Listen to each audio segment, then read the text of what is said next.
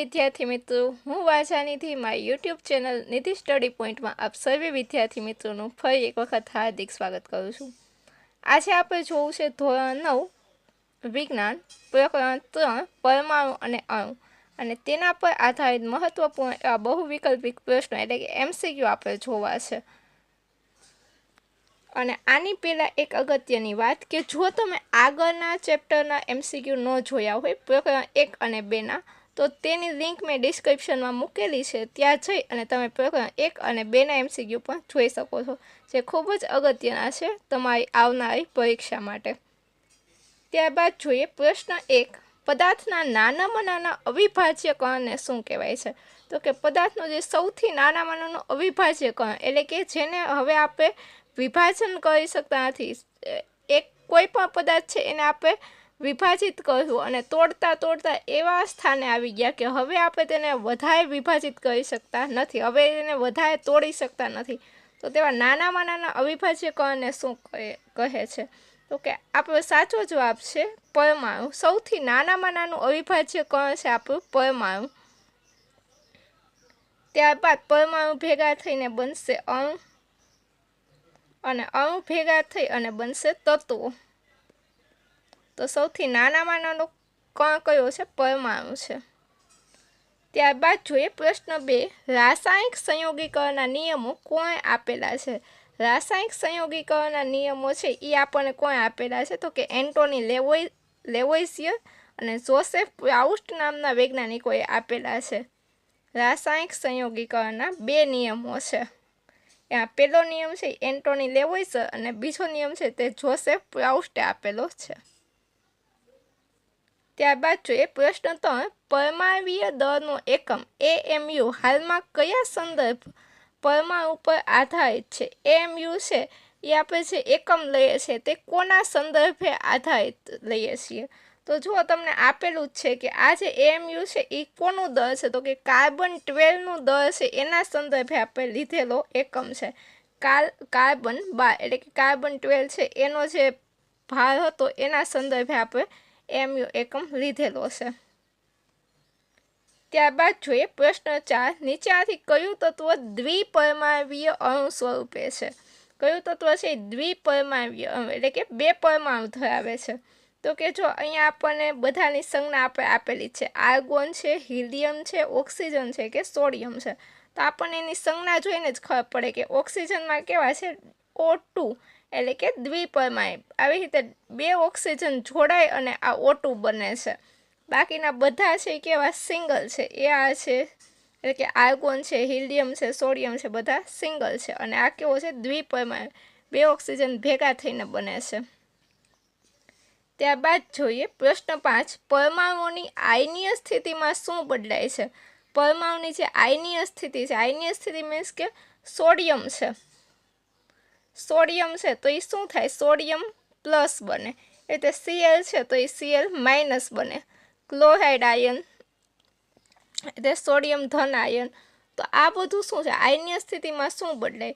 तो कि आपने खबर है कि ज्यारे सोडियम मांथी सोडियम पॉजिटिव एटले कि धन आयन बने छे त्यारे शुं थाय? इलेक्ट्रॉन गुमावे, इलेक्ट्रॉननी स्थितिमां फेरफार थाय, इलेक्ट्रॉननी संख्यामां फेरफार थाय। सोडियम मांथी धन आयन बने त्यारे इलेक्ट्रॉन गुमावीने बने अने Cl मांथी Cl माइनस एटले कि क्लोराइड आयन बने त्यारे शुं करे? इलेक्ट्रॉन मेळवे। तेथी एनी इलेक्ट्रॉननी स्थितिमां शुं थशे? फेरफार थशे। त्यारबाद जोईए पाणी। H2O में हाइड्रोजन और ऑक्सिजनना दरनुं प्रमाण केटलुं होय? तो आपणे जो H2O है हाइड्रोजननुं परमाणवीय दर केटलुं होय छे? तो कि 1 एकम होय छे, आपणे खबर छे 1 AMU। अने ऑक्सिजननुं परमाणवीय दर केटलुं होय? तो कि 16 होय।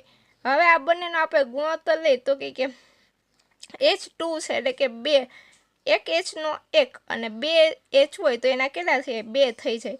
तो कि 2 अने ऑक्सिजनना 16, 2/16 है। बंनेनो आपणे भागाकार करशे 2/16 एटले कि 1/8 छेद उडाड़ीए तो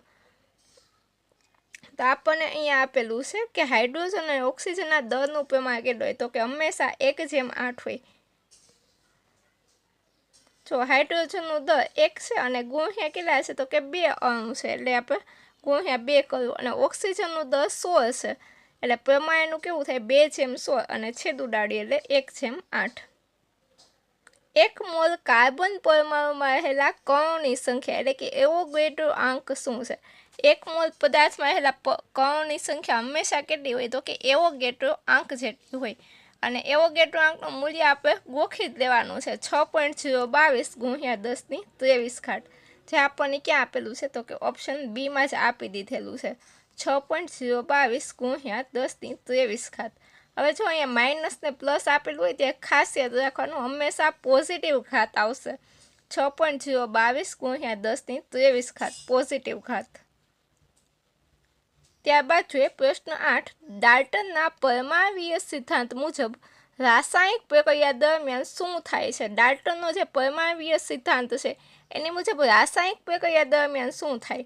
તો કે જો આપણને ખબર છે કે જ્યારે કોઈ પણ રાસાયણિક પ્રક્રિયા થાય ત્યારે નવા પરમાણુ છે તે બનતા નથી એટલે કે સર્જાતા નથી કે પરમાણુનો નાશ પણ થતો નથી પણ શું થાય પરમાણુની પુનઃ ગોઠવણી થાય.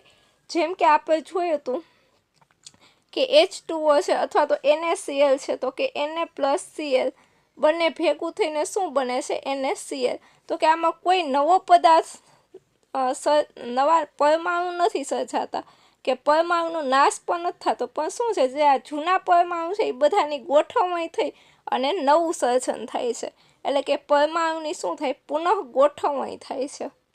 આપણો જવાબ સી છે એ રાઈટ છે કે પરમાણુની પુનઃ ગોઠવણી થાય. પરમાણુ દળ પણ વધશે નહીં જે દળ હશે તે એમનેમ જ રહેશે. ત્યારબાદ જોઈએ નીચેનાથી કયો આયન બહુપરમાણ્વીય આયન છે? બહુપરમાણ્વીય આયન મીન્સ કે એક જ જે આપણી પાસે આયન છે એમાં એક કરતાં વધારે પરમાણુ હોય. તો જો Cl- એટલે કે ક્લોરાઇડ આયન છે એ તો કેવું છે? એમનેમ જ છે એમાં એક જ પરમાણુ છે. Na+ એટલે કે સોડિયમ ધનાયન છે એમાં પણ કેવું છે? એક જ પરમાણુ છે. જે એમોનિયમ આયન છે એમાં શું થાય છે? તો કે એમોનિયમ આયનમાં એક નાઇટ્રોજન પણ છે અને 3 હાઇડ્રોજન છે એટલે કે એક કરતાં વધુ પરમાણુ છે. તેથી આપણો સાચો જવાબ શું આવશે? Option number C ammonium ion N1 અને H4 છે H4 છે. તેથી આપણો સાચો જવાબ શું આવશે? તો કે એમોનિયમ આયન. અને ઓક્સાઇડ આયન છે એમાં પણ શું છે? તો કે એક જ પરમાણુ છે ઓક્સિજનનો. ત્યારબાદ જોઈએ પ્રશ્ન 10. 4 મોલ હાઇડ્રોજન પરમાણુનું દળ કેટલું હોય? હવે જો આપણને શું પૂછ્યું છે? પરમાણુનું દળ. પણ આપણને મોલનું સૂત્ર આવડતું હોય તો આ પ્રશ્ન આપણને આવડે. મોલનું સૂત્ર શું છે આપણી પાસે? તો કે મોલ બરાબર આપેલું દળ છેદમાં પરમાણ્વીય દળ. આવું મોલનું સૂત્ર છે. તો હવે આપણે મેળવવું છે પરમાણુનું દળ તો આપણને શું આપ્યું છે? તો કે મોલ આપ્યા છે પરમાણુનું દળ આપણે શોધવું છે. એટલે કે આ જે દળ છે એ આપણે શોધવું છે. પરમાણ્વીય દળ તો આપણને ખબર જ છે કે એક યુનિટ છે 1 AMU હોય છે અથવા તો 1 U પણ કહી શકીએ છીએ. તો આપણે શું કરવું પડે? દળને સૂત્રનો કર્તા બનાવીએ એટલે શું થાય? દળને સૂત્રનો આપણે કર્તા બનાવીએ એટલે કે મોલ ગુણ્યા પરમાણ્વીય દળ થાય. હવે મોલ આપણને આપેલા છે 4 અને પરમાણ્વીય દળ કેટલું છે? 1 છે. 1 છે તો આપણો જવાબ શું આવશે? તો કે 4 ગ્રામ. તો આપણો સાચો જવાબ છે બી 4 ગ્રામ. ચલો આજના પ્રશ્નો અહીં સુધી રાખીએ. ફરી મળીશું આવતા લેક્ચરમાં. ત્યાં સુધી થેન્ક યુ સો મચ.